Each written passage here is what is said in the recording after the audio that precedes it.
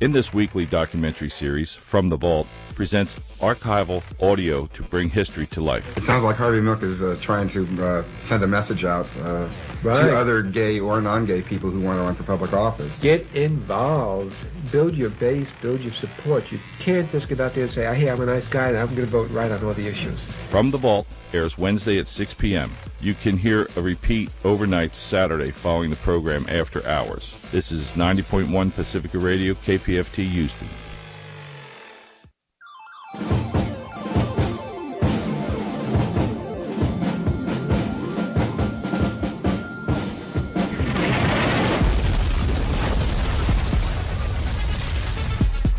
Welcome to Politics Done Right on KPFT. I am your host, Egberto Williams. This is the progressive program that will take the mystery out of politics. This is the program that will encourage you to make sure government becomes we the people. Whether you are liberal, conservative, or otherwise, you get to air your point of view. Give me a call at 713-526-5738. That is 713-526-KPFT. Remember, you can also send me a tweet to EGBERTOWILLIES. That is at Egberto Williams. Let us engage. It is politics done right. 1, 2, 3, 4.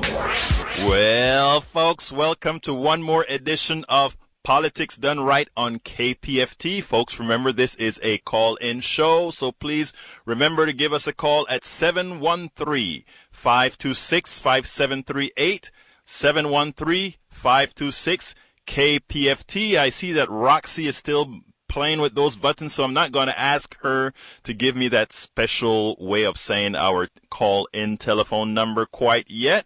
What do you mean? Oh, she is ready. She is ready. You know, Roxy will never give up a chance to say, I am going to tell you guys that. Please call us at 713-JAM-KPFT. That sounds so good. KPFT. 713-526-KPFT. And you know, folks, I just pulled up my system here, and you know what happened? It says, unfortunately, I have just crashed. My pad just crashed. But you know what? I don't need a pad to first tell you guys that we had a spring drive that brought in about 84% of what we wanted to do. That was, we brought in $235,000. We hope that you guys will help us make up the difference to get this stuff on the, well, how do I say it? To keep this stuff flying high. Keep calling in and leaving your pledges. Now, folks, remember, 713-526, what is it, Roxy? JAM-KPFT. There you go. So please give us a call. So what is our show going to be about today? Well, it's one of those open shows today, open for all. You can make your topic, but I had 3 topics that I actually wanted to discuss. Specifically, the 3 are the false midterm election narrative, gun control, and the last subject, GOP fears realized. You know, the last few weeks were pretty difficult. It showed the impotency not only of our politics, but those who run and report our politics. That impotence has begun to deteriorate our society. You know, we have a traditional media that is unable to report all but a narrative they create. When circumstances change, they attempt to fit a square peg in a round hole. And you know what that means, guys. If it doesn't fit, well, I won't tell you the rest. We will discuss that topic relative to the midterm elections. You know, we have a media that give politicians the airwaves to articulate false talking points. You know, these talking points ultimately can kill. Think about it. The killings at the UCSB, University of California, Santa Barbara, could have been mitigated if after all the tragedies in our country, meaningful gun control went into effect. But you guys know who stopped that false narrative that the media allowed to take effect. You know, it works elsewhere, yet the news media failed to refute Republican false narratives. This will be our second topic, assuming you don't change it, of course. Lastly, red states decided to cede the building of exchanges to the federal government. I'm talking about Obamacare exchanges, folks, you know. Remember, supposedly this was a government takeover, and still yet these red states allowed the government to build their exchanges. And in doing so, they ceded control to the federal government. And then they wonder who is really controlling the system. Anyhow, in their short-sightedness, they failed to notice they were making the possibility of a single-payer healthcare system that more probable. And for those who don't know what a single-payer system is, it is a system where there's one entity that pays your medical bill. Actually, it doesn't take a lot of knowledge to pay a bill. But in our country, somehow we allow folks to make money from paying a bill. Did you know that, Roxy? Think about it. Would you pay somebody? Let's say you owe somebody $400, would you actually pay somebody another $100 to pay your bill for you? No. That's what an insurance company does in our medical system. That's all they really do. That's what an insurance company does? Yeah, think about it. You pay a premium, and that premium that you pay, they pay a bill for. You can say, oh, well, I'm paying a premium for the bill. But think about this. Why do they need to make a profit off of paying a bill? Does it take any kind of thinking to do that? No, I just thought, you paid your insurance every month. Yeah. And that helped you pay off a larger bill. Yes, it does. But guess what else they do? They tack on more for that. Right. In other words, you think about it, what happens in effect is if you count all the monies that go into insurance, and all the money the insurance companies pay out, at the end of the day, 30% of all the monies all Americans have paid in insurances go into the pockets of wealthy folk. Well, not only wealthy. I mean, so what I'm saying is there's a better way, and that is something called Medicare for All. And in Medicare for All, what happens in Medicare for All? In Medicare for All, you pay the bill, and they don't make profit off. In other words, they don't use healthcare as a profit medium. It just seems sort of immoral to be making money off of the sick. I don't know. I mean, that doesn't seem, and especially someone who's sick, I feel like it would be even harder for them to pay a bill. Yeah. People look at it and like, well, these guys are mitigating the cost of the bill and they're taking risk. We don't need them to take the risk. Let's let we the people, the government, take the risk and keep a health care. But as it goes,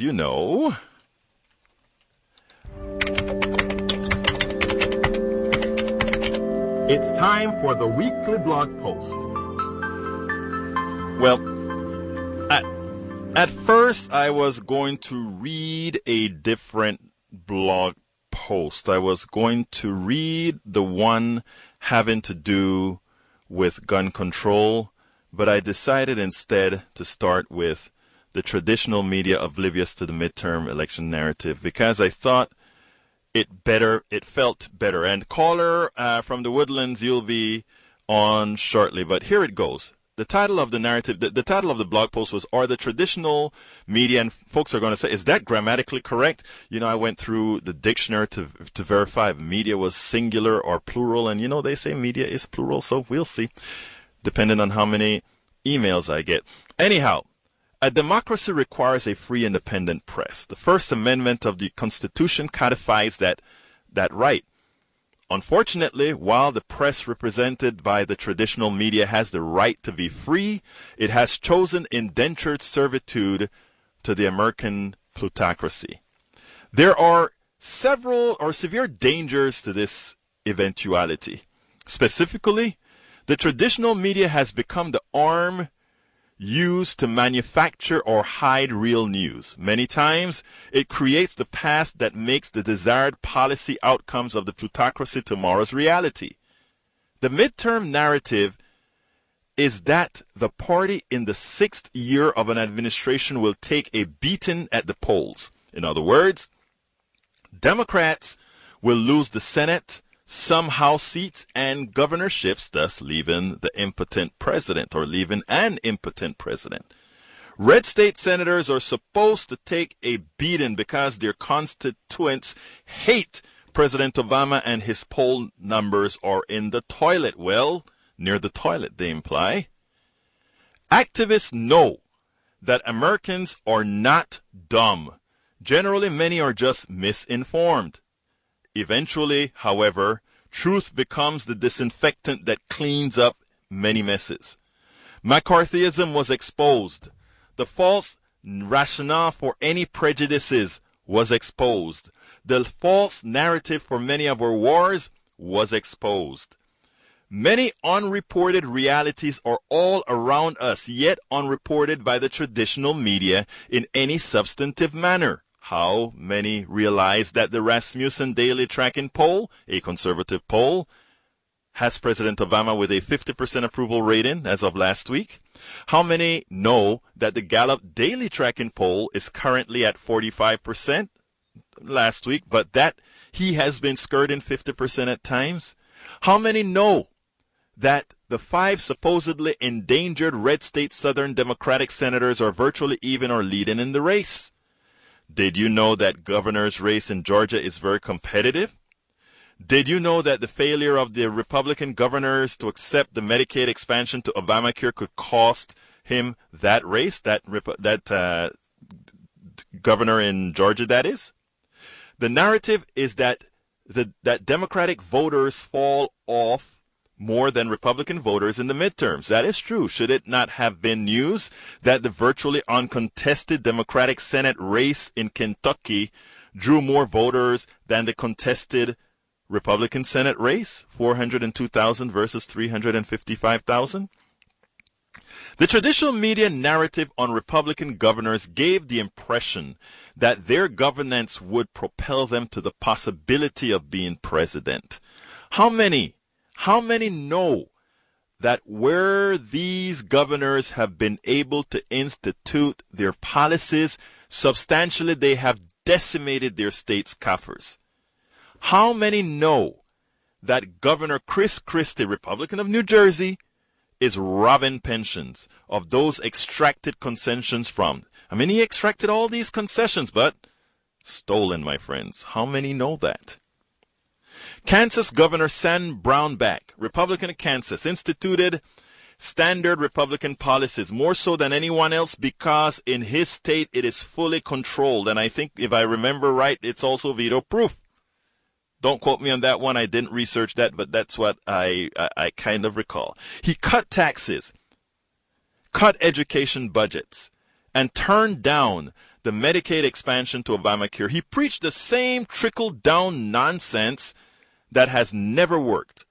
His state's revenue has dropped dramatically. How many know that he is now in a dead heat with his potential Democratic rival, Representative Paul Davis, Democrat of Kansas? Did you know that media darling Wisconsin Governor Scott Walker, Republican of Wisconsin, his 7-point lead in the poll has vanished? He is now tied with his Democratic challenger, Mary Burke, Democrat of Wisconsin.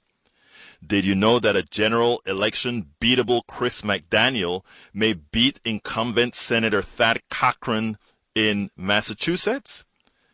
Come on, folks. This puts a solid Southern Senate seat in play. The traditional media has laid out a narrative. To most of them, reality does not matter. They fit everything into that narrative. They ignore what does not fit. The problem is that this behavior can promote self-fulfilling prophecies. If one believes the outcome is already baked, then why vote? It is that behavior that activists must mitigate. We've got to ensure that people vote, not follow the narrative of the media. These narratives are not just journalistic heresy. They are intentional. Journalists are not dumb. They simply know who signs their checks. They know what is expected of them and they oblige. The traditional media are not oblivious to their narrative falling apart. They are petrified that everyone else will realize it. It is for this reason they figuratively ask, Are you going to believe me, or are you going to believe your lying eyes? So think about it, folks. That's the first story we're going to talk about. The first story is the traditional media misleading America. Terry, come on in, my friend. How are you doing today? Always good, my friend. How are you? Talk to me. But before you talk to me, I need to give a station ID. This is KPFT, Houston 90.1, Galveston 89.5, Huntsville 89.7, Goodrich, Livingston 90.3. Remember also, folks, this is a call-in show, 713-526-5738, 713-526 KPFT, and we're going to have Roxy tell us it in that young person's way, which is 713-JAM KPFT. You've got it right. Come on to me now. Let me hear what you have to tell me, Terry. I know you have something to say on this issue. Well, maybe one or two things. Number one, I completely agree with your analogy about the truth being the universal disinfectant. However, the problem with that disinfectant is it's no longer applicable. Why? Because the far-right lunatic fringe, which comprises probably 90% of the Republican Party now, no longer cares about the truth. They only care about winning. And in that calculus, they are willing to do whatever they can, and sometimes many things that they can't do or shouldn't do to pursue that goal. Secondly, their gullible caucus or their gullible voters are willing to buy into anything that they sell on the promise that they too may somehow rise up one day and become part of the 1%. Something that is likely never to happen, right? Well, I mean, mathematically it's impossible, but it doesn't stop the gullible and the naive and the ignorant from believing that it's possible. Now, how do we mitigate that, Terry? Tell me. In other words, we've been at this for a long time. People voting against their interests. Those people are intent on believing it, and, you cannot change their mind. You look at the plethora of facts that are out there regarding for example, just trickle-down economics. Right. Okay, that was championed by Reagan in the 80s. We are 30-plus years out from the 80s, and every economic analysis that has been done by anyone who's credible has demonstrated conclusively that does not work. Yet, still, today, you have people running on that same trickle-down theory. I would love to actually have somebody call in here and explain to me why they think trickle-down works, why they think the Laffer curves is factual, all these issues, because, how long have we been running a trickle-down economy, Terry? Probably since 82, 83. And what has happened to inequality, or what has happened to our economy? Well, it's gone up and down. The economy blossomed under Clinton. The economy contracted under Reagan and Bush. The economy grew under Clinton. It contracted under W. The economy is starting to expand again under Obama. And if Clinton gets in, or whoever the Democratic nominee winds up being, it'll probably continue to expand. And then there'll be a correction, or the pendulum will swing the other way, and there'll be another contraction, as has been the case since the 20s. Absolutely. Well, there are a lot of people who really fail to realize. But, the real topic that I want to kind of concentrate on is what I brought out in the first place. I gave a lot of examples of, remember what you said in the beginning. You spoke about those people who are confused, or those people who are willfully ignorant, remaining willfully ignorant. Understood. But that we may have a false narrative out here in the effect that Americans are actually doing fine. I think if we were really to poll, or not if we were to, because we have, having polled Americans, what we've found out is that, in fact, the Democratic message is getting through.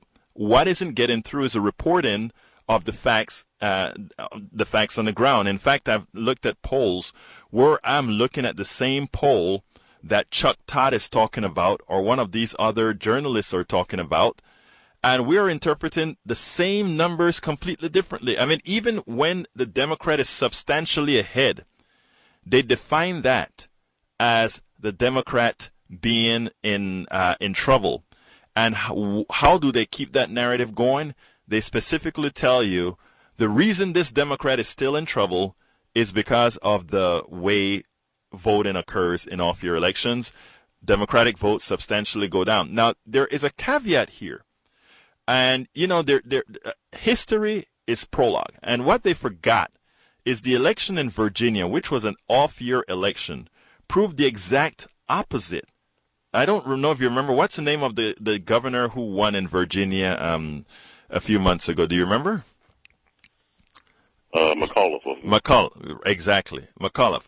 He was likely one of the worst candidates out there to be running as a Democrat in Virginia, and he won. And how did he win? The exact coalition that is that folks believe never show up in an off-year election. So what we have is a lot of empirical data that is actually showing that it's a good likelihood that this year many Americans are seeing the light. This year, many Democrats that normally sit on the sideline are seeing the light. This year, many Republicans are seeing the light and are thinking about coming out and finally not voting Kansas, but voting what? Their interests. What say you? I say that the solution to this problem is the same solution that it is with these sorts of intractable issues, and that is simply this. Solutions are never fomented until it's your problem. You take the most intractable racist, you take the most intractable bigot, and the moment a numerical minority child is born in their family that they love unconditionally, suddenly their racism goes away. That is actually, the factual nature behind that is not only when it comes to race, but even when it comes to economics. And in a system where inequality, I remember this issue saying when the realities of a failing economy hits the majority population, that is the time when you will most see some populace doing something about it. Happened in 1929. I'll give you an example. I'll give you examples of both extremes, however. Go ahead. How many Republicans that you know of, that you talked to or got emails from, who decried, bemoaned, belittled the rise of Obamacare, that it was going to be the worst thing in the history of the world? Yet, right. When any of them lost their job or lost their health insurance, they were very happy and very glad that Obamacare existed, and in fact discovered that it, in fact, saved, number one, money for them, right, and certainly, probably, in some cases, in a lot of cases, saved their lives. Right. Now, you take it and flip it the other way. You listen to the propaganda network known as Fox News. We all know it. At least you and I call it that. And the people who defend that network are strident defenders, no matter what the facts demonstrate. They cannot be bothered by the facts. The facts don't affect them, and they will stick and cling to that lying propagandist narrative to the bitter end. At their own, and something that can actually cost them. It is amazing. That's why I think, to some extent, it is a disease. It is a mental disorder, if you will, when something so blatant occurs. I mean, it's definitely a mental disorder, because I've actually seen it firsthand. But I tell you what, Terry, I've actually also seen where, sitting down in Starbucks blogging, folks come in there, ask you what you're doing, and where we live in Kingwood, where it's mostly a very Republican conservative type area, where I get the same type of reaction initially. But when you sit down and put things in a context, and actually you mentioned that earlier, you put it into a context of how it actually affects them, suddenly it changes. But stay with me, Terry. I want to bring in John from San Antonio. John, come on in. How are you doing, my friend? Good. Good evening, Berta. How you feeling? So far, so good. After last week, I'm feeling a lot better. I was in California for a while, going to my niece's graduation. So I'm back now and refreshed and ready to go. How you doing? Good. Yeah, I just want to talk a little bit about your post about the traditional media. Right. Which one? Because I did another one on Daily Kos yesterday that I didn't read today. Okay, I guess the one that you read from the 25th of May. Got it. Go for it. Right. All right. One thing, we've all obviously had this conversation a few times on your shows. I think the last time we had it was when Charles Kuffner was on with the other bloggers. Right. And I believe they basically agreed with my perspective about how the traditional media is necessary, and that they get most of their information from the traditional media. Mm-hmm. And so one thing that you did that I thought was a little bit alarming when I first saw the post was you had the words untrustworthy. Yes, as the actual not logo, what do you call it? Caption for the post. Right, and then you had all the different media outlets. And I just thought that really painted everything with a little bit too broad of a brush. In other words, if you put MSNBC, you're talking, they really do have a lot of good journalists and opinion journalists on there, as the New York Times does, as the Guardian, or the even other Vox outlets that you have. So, I just feel that you're really painting this with too broad of a brush. They were really great, like the Los Angeles Times. I believe his name is Michael Hiltzik. He's probably doing the best reporting, along with Jonathan Chait and Jonathan Cohn, on the implementation of the ACA. Right. And so, he's a writer who's, written for years for the Los Angeles Times.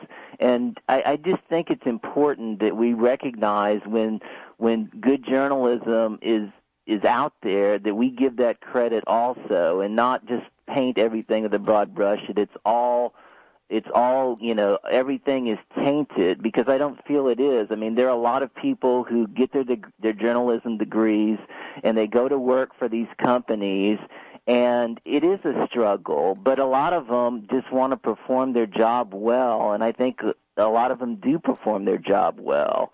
And of course I love going to blogs. Blogs are great. That's what I go to, first. But I always try to recognize that this is most of everything that's written in a blog, or most things that are written in blogs, come from a different source, and that source is important.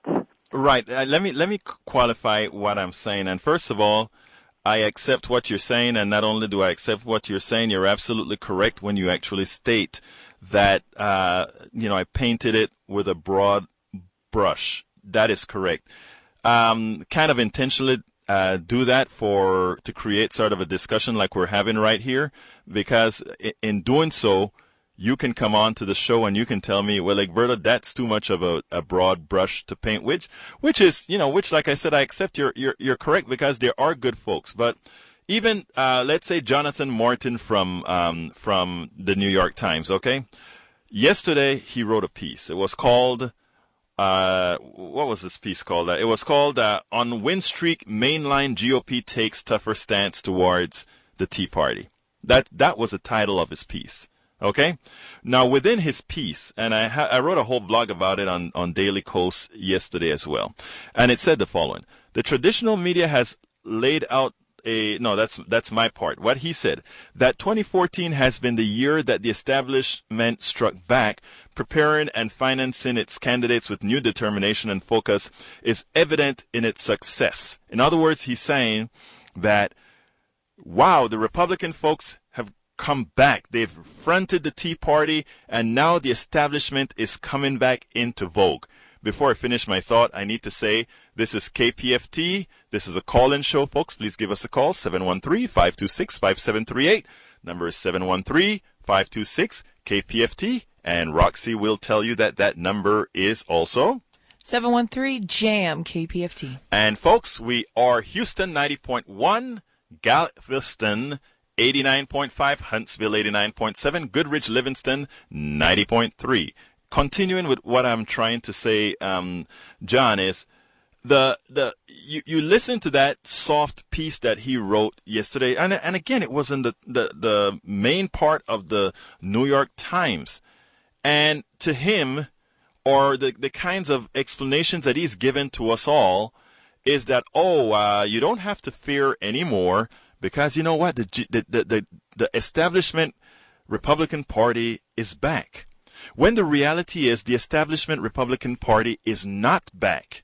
What has occurred is that the mainstream Republicans have tacked not right, but 90 degrees to the right, and in so doing, usurped what would have been the position of Tea Party type candidates. So to come out and not further the narrative when he wrote that piece, it does a disservice to even Republican voters, because to them it's, okay, things are all right now, that these guys are destroying our economy and that these guys have the same policies of the Tea Party as academic. For me, it doesn't matter whether you call yourself the Tea Party or something else. It matters whether you are going to effect policy that is good for the middle class, the working middle class, the working poor, etc. So I get your point, but I think what I'm trying to urge in the blogging that I'm doing and many other bloggers are trying to do, and I think the only person that had really, come to the strong defense of the mainstream media with the 4 bloggers that was here that day was my good friend Charles Kuffner. But I think the others kind of really believe that these guys are soft pedaling at the detriment of the American, of American knowledge. The other piece that I was going to talk about today had to do with gun control. The media makes it look like an either or an either when we're talking about gun control. You listen to the news and they talk about the NRA. Americans are they are so far ahead in wanting gun control. They're so far ahead in wanting background checks, 60-something%, or actually the background checks, I think it's 80-something%. Real gun control, over 50%. That's what the American people are saying. The media doesn't report it that way. The media gives right-wing talking points plausibility, as if, if you have a gun in your home, somehow you can protect yourself. Really? These are the types of issues that makes one really discount the mainstream. In other words, it's not. You're absolutely correct. They do the research. They do a lot of research, because a blogger, myself, yourself, we can't go out there and find a lot of information. But then the question is, what do you do with that information, or how do you interpret that information for those people who have faith in what you're doing? While I'm talking, I was looking for something up on my pad that I really wanted to get to you. And it went as follows. I'm not going to read the whole blog, but it goes as follows. How many know, and this is with gun control, and because the media hasn't been telling folks now, how many know that American gun owners have the Fed and cops outgunned 79-1? In other words, for every 79 guns are out there in the regular population, the cops only have 1. How many know there is 1-to-1 percentage increase in gun violence as gun ownership increases? What does that mean?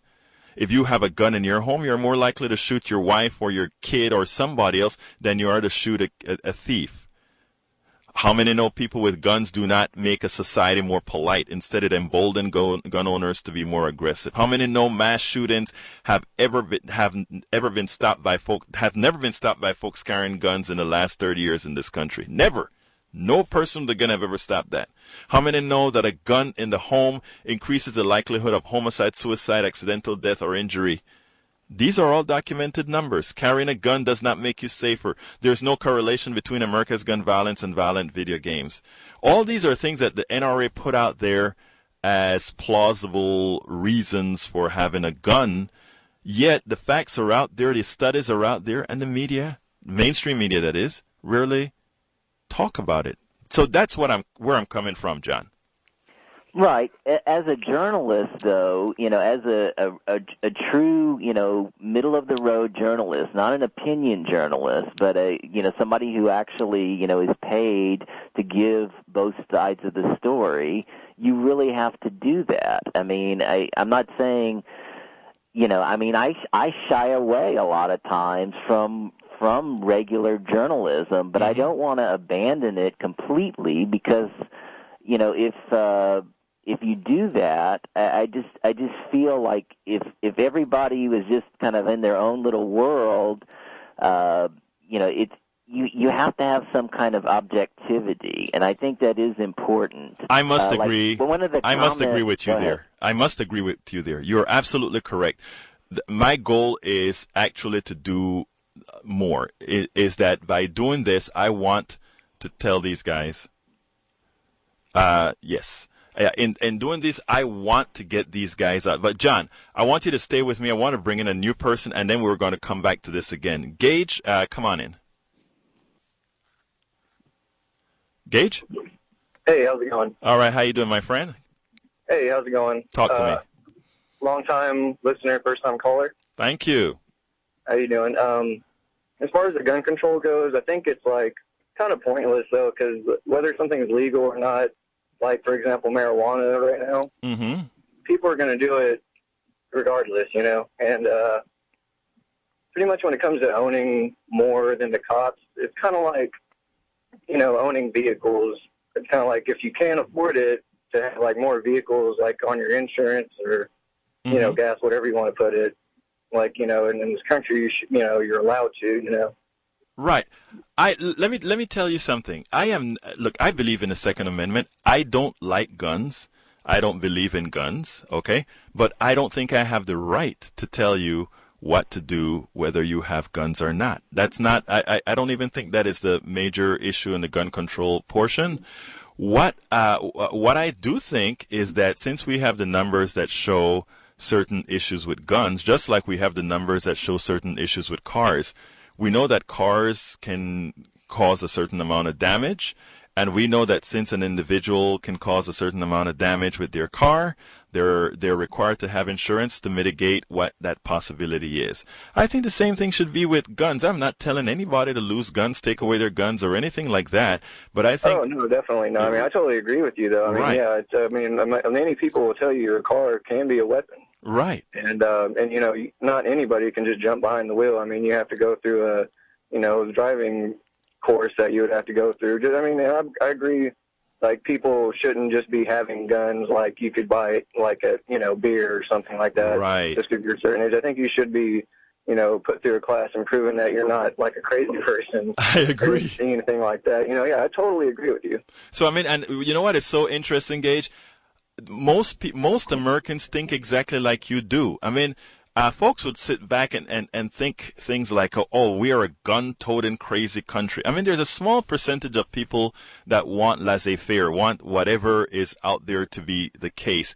It is not the majority of Americans. It's just that folks like the NRA have a loud voice, and there are not enough of us, we the people, going out there and fronting these guys. And my contention is, a lot of us just, and this ties, and going back to John, this ties into what I'm talking about. If you felt, Gage, that your voice will be multiplied, if you wanted to go out there and have sensible, not taking away folks' guns, but sensible gun control that protects not only you, your family, and everybody else, but to prevent, to help mitigate the stuff that comes from the crazies, you would be out there.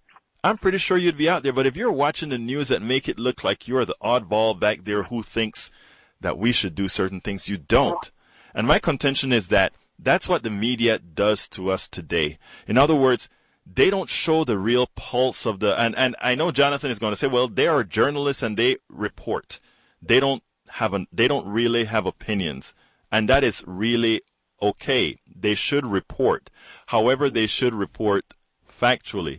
And just like with Obamacare, if you have somebody saying this is a government takeover of healthcare, the next question that reporter should ask is, how can it be government takeover of healthcare if all the payments are being done through private insurance companies? Same thing goes with guns. How can the government be trying to take away your guns if there's no law written in the books, no laws being attempted to be written to take away your guns? Then how is it the government is trying to take away it? You see what I'm saying, Gage? Yeah, exactly. Exactly. It's because, same thing with, like the Boston Tea Party, way back then, it was like people band together and did something about it instead of just getting pushed around. And that's what it's come to. And I've been saying it for a few years now. It really depresses me on how we as a country don't do that anymore. We don't band together and fight for our right anymore. We're just, on our phones or on Facebook. And I'm the type of person, I don't Facebook anything like that. Are you there, Gabe? Yeah, I'm here. Can you hear me? Yeah, I can hear you. You kind of shut out for a little while. Oh, I'm sorry. But yeah, what I was saying is we don't band together anymore, as a country to fight for our right, because everybody's so, into social media and technology that they're pretty much being blinded. And that's what they do is they pretty much try to, dangle a treat in front of us to keep us distracted while they're doing their dirty work behind our back. I hear you, Jay, but I tell you what, that is a change in, because that programs like Politics Done Right, programs like Think Wing Radio, Mike Honig's show, and even what's our partner on Fridays at 3:00? George, or what? We have shows that are there to empower folks. And you talk about social media.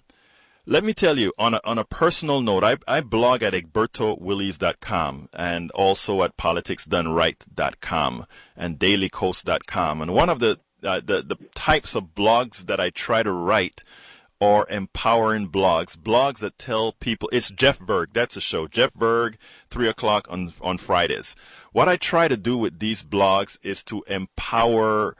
Tell folks that they're empowered. Partisan Gridlock. That's the show. Thanks, Roxy. But anyway, I mean, the idea behind a lot of the blogs I write is to tell folks, I can't empower anybody. Who am I to empower anybody? Everybody is already empowered.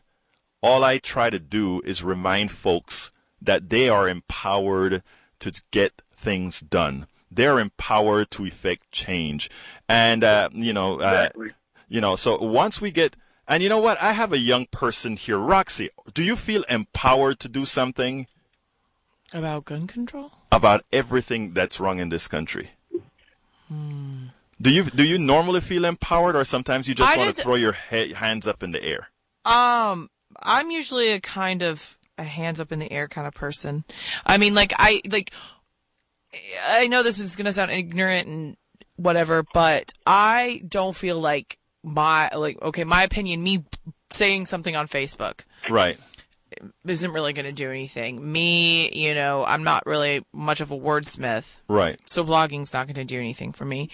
And I don't really feel too motivated to go in a picket line. Right. Or go, do something radical to get, that's just not me. That's just not my personality. But I want to ask you something. I want to break in there and ask you something.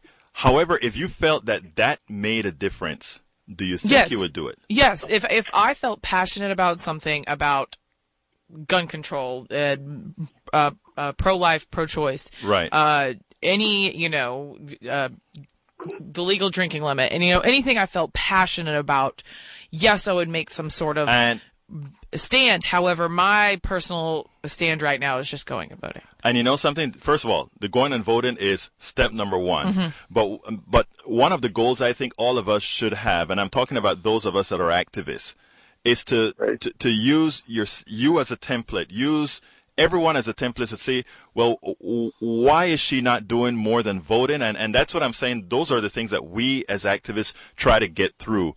And I think we're starting to get there. Yes. We're starting to tell people you can make a difference, and tell them not only you can make a difference, because that's cliche, right? Yeah, that's so cliche. The thing is not really just saying, oh, you can make a difference, but to also start showing you what specific things you can do to make a difference. And I think that's come with a certain age that I've hit. Right. There's a certain maturity level. Right. My eyes are starting to open a little more through me being out of college, right, and kind of in the time before, after college, post college, and before getting married and having children and starting a whole new generation.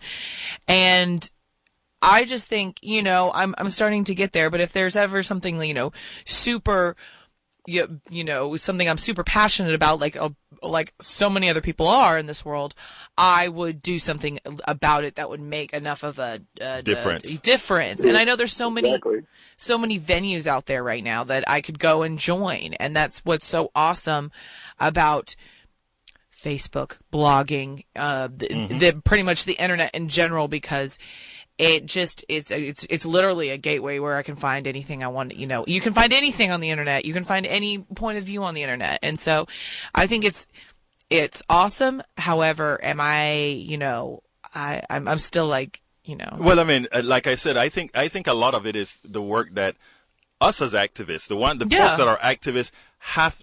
I mean, that's why we're called activists, right? We have to find a way to get certain types of messages out, so that when Gage comes on, he can say, okay, I have a reason to go out there on the line with you, right, Gage? Yeah, exactly. Like what I was, like we were talking about, like the passion and drive that people, you know, don't have because they either don't think they can or, you know, make a difference. And it's, you know, it's a lot of the time because they don't know they can too, because, and like I said, I don't Facebook and I don't knock anybody that does, but I know you said you blog, and it sounds like because you have stuff that's worth blogging about. I'm like the people who are posting pictures of their cats all the time and stuff like that. That's what I'm talking about. It's just like that's distracting them from the bigger picture that's going on. Right. But I want to interrupt you, Gabe. And they just think that, you know, they're screwed and there's nothing they can do about it, and they're just going to have to live with it. And hopefully Superman will come in and save them. Save the day.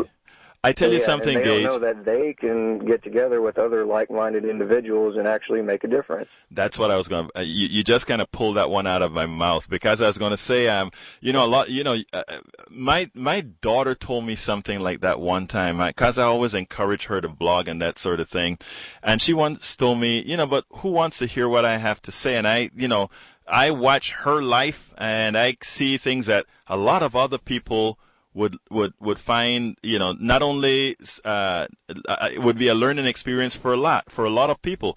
I am right here. Roxy is my engineer and everything here, and I listen to everything that she has to say when she talks about her other jobs and so forth. And what I see when I'm listening to folks is I see people with stories that can actually be put out there, that not just put out there for the sake of, hey, look at what I'm doing, or look at this, but their lives itself is something that others can use as templates to help them out. So where a lot of people may think, I don't have anything to say, a lot of times you do. Yeah, no, exactly. And I would say to your daughter, who I believe we're around the same age. Yes, you're the same age. Yeah, we would. It's not about what you have to say. It's finding people who have already said it. Right. And, you know, like, I think that, for example, your blog and so many other bloggers that you've brought on the show, is, you know, they were inspired by someone. Right. Or they were inspired by something, and they were like, you know what, I want to say something about it. And they probably don't even know how many people they have touched. Right. Through, how many people, you know, do you know, Egberto, that you've touched strictly from your blogs? And, like, you don't know. And and I think that's great. And, you know, like, yes, she should totally blog. Like, you know, if she has something strong enough to opinion, she should totally blog. But at the same time, I think I know KPFT has really kind of opened my eyes to a different way of looking at things. Right. And so it's not so much, you know, what I have to say. It's just finding people who have already said it for me, and, you know, kind of asking them more about it and learning more about it before. And backing them up and, you know, going along with the movement and going on with what they're going for, because you know that it's right in your head, and you just want to help it see it succeed, and that's all there is to it. Yeah, it's and our generation, my generation, I believe Gage's generation and your daughter's generation, like, we're in a completely different generation where it's a click away. Right. It's a click away from one viewpoint to the other side of the viewpoint. Like, it's just literally a click away, and so it's just there's no reason why people, and I'm mostly talking to myself, there's no reason for people to not, you know, just research and discover and read blogs. It's not only that, but Roxy, sometime I want to see you blogging pretty soon. But, you know, you're gonna have to get on me. But hey, let me bring Terry into the discussion for a while, Gage, and I'll keep you hot. Bring Terry in. Yeah, Terry, what do you think so far? Interesting discussion. I want to circle back around to the reporting issue, number one. Yes. Reporting in this country took a nosedive when we started letting corporate ownership of media outlets increase. Right. We saw an ever-decreasing pool of ownership, thereby allowing them to dictate control over opinion, or, as I like to call it, propaganda. Number two, there are no more Edward R. Murrows or Walter Cronkites. Right. Everybody's a shill for their corporate sponsor, and so their opinions or their perspectives tend to be colored. Number three, I agree completely that there is very little impartial journalism because journalists, in my opinion, suffer from the delusion of inclusion. They are too close to the subject matters these days to see the issues. These people become their friends. They become their unconfirmed or unreported sources. And like any human being, they tend to want to protect their friends. Terry, Don't tell the whole story. Terry, there's something. I mean, I'm so happy you said that. Terry, his name is Jorge Ramos from I don't remember the Spanish network, and he went on to Bill O'Reilly. And in fact, it's a blog that I'm going to write as soon as I get home tonight.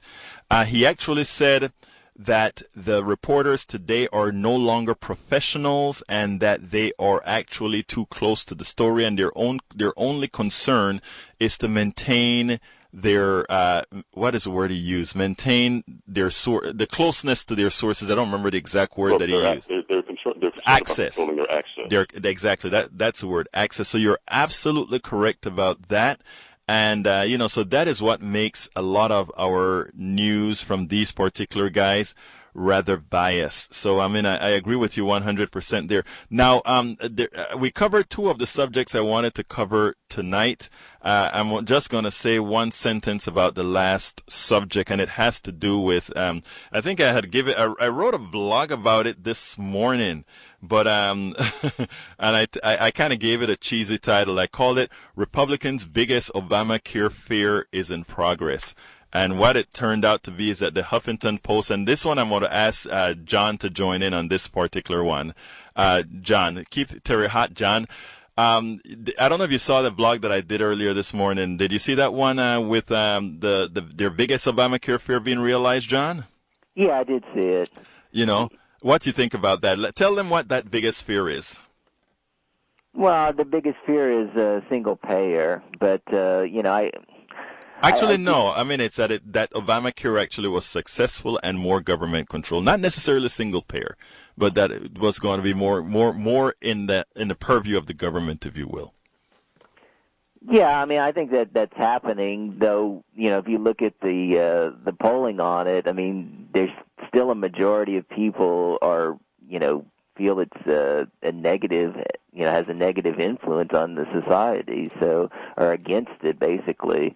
So, I mean, that's kind of hard to understand. Besides, a lot of the propaganda that you talk about, that's from the right. Mm-hmm. But yeah, so but as far as single payer, I'm still reading a lot about what's going on in Vermont difficult and how times they'll be for them implementing that in 2017, and they're still trying to get a budget. Governor Shumlin is still talking about implementing a budget starting in next year, and whether the people are going to accept it, because a lot of activists, who want single payer, don't want to talk about the side that's really going to affect people, and that's how much it's going to cost. He was talking about basically increasing state taxes from 6% to 11% is kind of like a value-added tax like they have in Europe. Right. And also,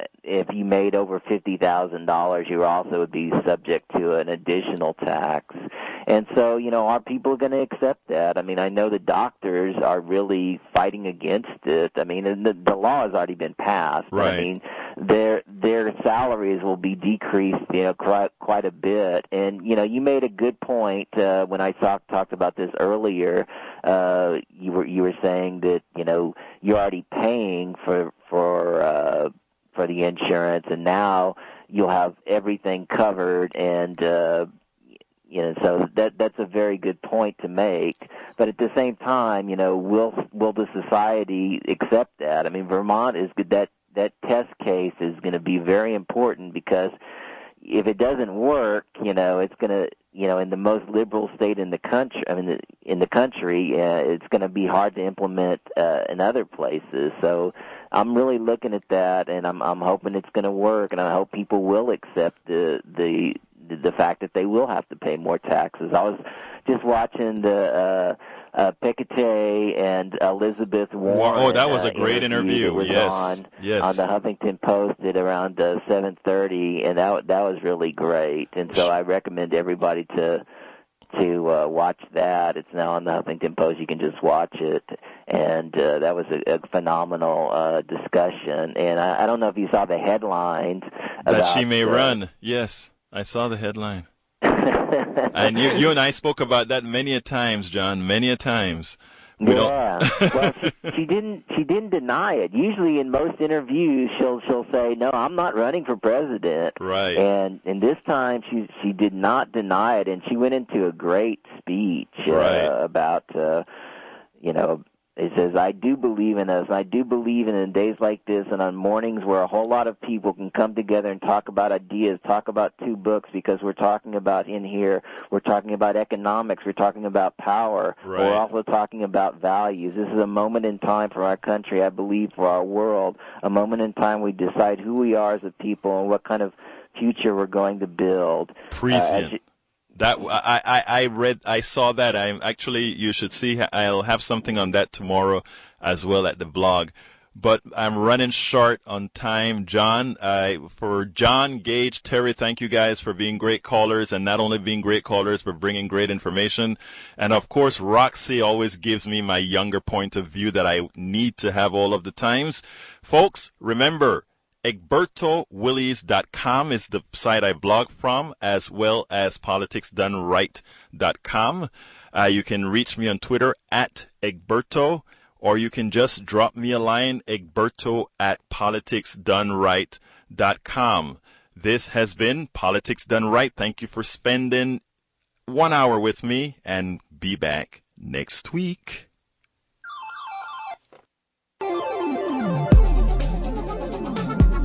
Thank you very much for listening to Politics Done Right. I am your host, Egberto Willies. You can personally reach me by sending an email to egberto@politicsdoneright.com. Remember, Egberto is spelled E-G-B-E-R-T-O. Change starts with you. 90.1 KPFT gives you information not tainted by corporate interest. Please visit kpft.org and contribute.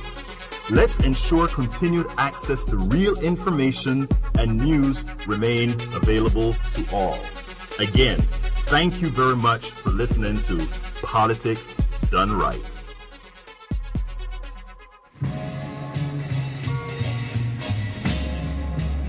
Jumpstart your weekend and get your groove on at Discovery Green during the Thursday concert series presented by UHD. Enjoy free concerts showcasing dynamic entertainers from Texas and the Gulf Coast. Thursday concerts at Discovery Green are co-sponsored by 90.1 KPFT FM. Spring 2014 series headliners include Archie Bell, Barbara Lynn, Corey Ledette and his Zydeco Band, Skyrocket, and many more.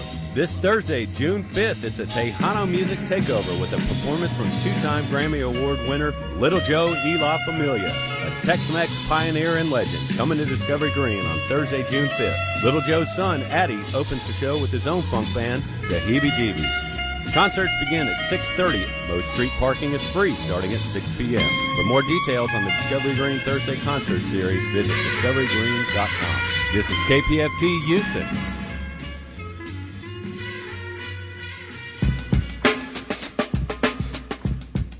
You've plenty of fond memories from that old car, and now you can find it a new home. Just call 1-855-KPFT-CAR to donate it to KPFT Radio. It's easy to put that used, unwanted vehicle to use for KPFT. We'll turn it into funds to keep your community radio station operating smoothly. Vehicle not running? No problem. A tow truck takes it away.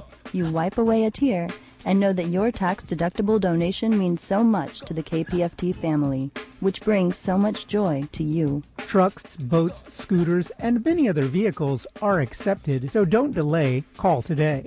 Again, that number is 1-855-KPFT-CAR, 573-8277. This is KPFT Houston.